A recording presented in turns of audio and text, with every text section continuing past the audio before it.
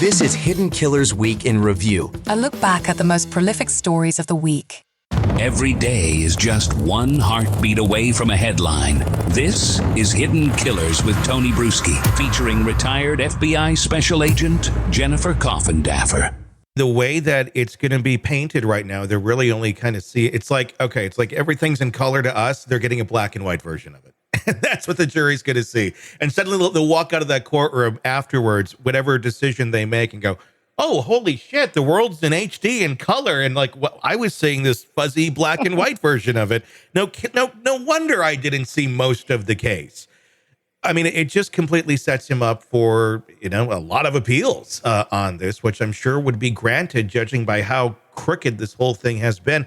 If he were to be granted an appeal on this, which I think would be likely if we're going to assume he'll be convicted, what's the likelihood that would that go back to Gull at some point? Would it be tried again in the same court with the same judge, or would something like that have to be moved somewhere else so you could get a more impartial trial? Well, the state Supreme Court has already visited a ruling that was made by Judge Gohl, and very rarely do they ever overturn any decisions made that were that important, which was she said that the attorneys had to be removed from the case, and they overturned that.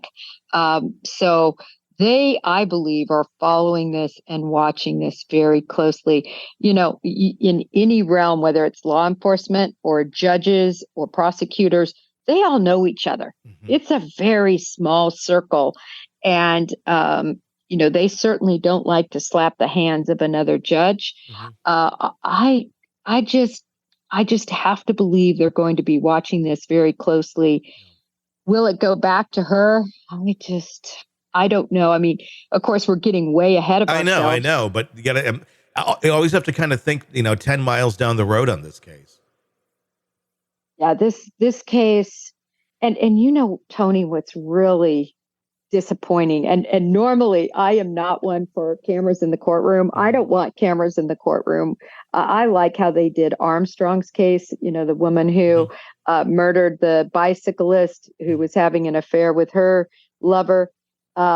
This was in Texas, and they said, listen, we're going to watch opening, we're going to watch closing, we're going to watch the verdict. Other than that, it's behind closed doors. And this hugely publicized case ended up being done in about, I think it was just a couple of weeks, maybe 3 weeks, and no issues, no problems.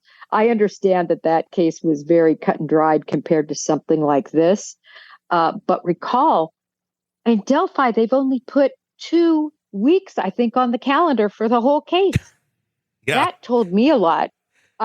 She's cut it all out, so now they might be able to get it done in 2 weeks because only one side's going to be able to say anything. Exactly. There's just no accountability, and it just seems like, yep, this is how we're going to do it. We don't really care what y'all think. This is just the way that we're going to do it here. It's a miscarriage of justice even before we get into the trial, just the way it's all been set up. The blocks of the tower of cards here is set to fall without a doubt. And it's all preventable. I think that's what's kind of shocking to me. It's like, if there's a wrong way to do this case, a wrong way to put this all together, Gull has done pretty much every step of that. I mean, maybe we'll be surprised. Maybe there will be some sort of crazy piece of evidence that will come out here in court and make us all go, oh, that's why they've been like this about the case the whole time. I just don't, I doubt it, though. I don't know, Tony. I really think from the get-go, when they arrested him and they after he confessed when he was in jail, or not jail, he was in maximum security prison, out 1 hour a day. When he made those confessions, I always said they must be amazing. And I think that they just are so convinced that this is their man. And like I said, he might have done it. We don't know. Because if you just look at the probable cause affidavit, it's so flimsy and there's so much other evidence out there. The crux must be these admissions. And further, he's made supposedly many more. And I've always said, how in the world, after about 5 years, did they even put their eye on a CVS clerk? How? And I always wondered, did his loose lips sink him early? Did he confess to somebody and that person went to law enforcement and that's how they really got on him? Because something happened. But I'm just throwing that out there. We'll see. I know, but he's the one who called. He's the one who raised his hand and said, "Hey, I was out there." You know, that to me gets me too. It's like, if you're the one who did this, why would you be? He didn't admit to doing anything. He was more like, can I help? Like, I was out there that day. Maybe there's some information. I don't know. If you weren't out, if you had nothing to hide, I don't think, if you have something to hide, I don't think you're raising your hand to go and draw attention to yourself. This whole thing is just nuts. And yeah, I mean, those confessions, there's a lot of them without a doubt. But at the same point, he's literally confessing and then taking a bite of poop. So, you know, it's, you know, I don't know how much you can weigh that as being the sound mind of someone, or more so someone's survival instincts kicking in, saying, you know, I'll tell you, I killed Kennedy too, if you want me to, if it gets me out of this hell that you're putting me through. Well, exactly. And that's such an important point. But that is why Judge Gold is there as a judge. And I have to tell you, personally, my experiences with judges, I just am in awe of them. Most of the judges I've ever dealt with or been a part of, been involved with, oh my gosh, they are so amazing. I look up to them. But now, you know, since I started advocating and being part of the true crime community, it's probably once a month that, and it just happened, right? This person raped a little kid and she gave him bail and he's out running around right now. I've seen decisions made by judges over and over again that are jaw dropping, and specifically with Judge Gold. My whole issue with her has always been, why in the world did you put him in max security without him being convicted? That is just something I will never get over.